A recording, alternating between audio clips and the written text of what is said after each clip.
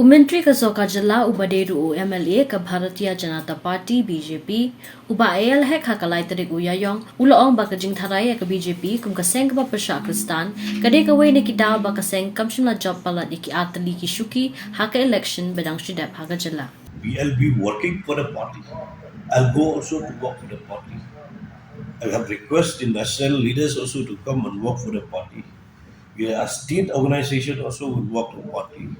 We hope whatever we put our efforts and our strength there, so definitely will improve. Habakren halog ji mamla ka Seng ben job pala iki atali ki shuki uba hek uloong. In Meghalaya, one factor is there.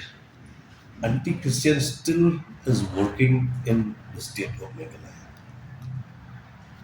against the BJP. So just to dispel this, if you recollect, even our Honorable Prime Minister Shri Narendra Modi, he went personally to Vatican.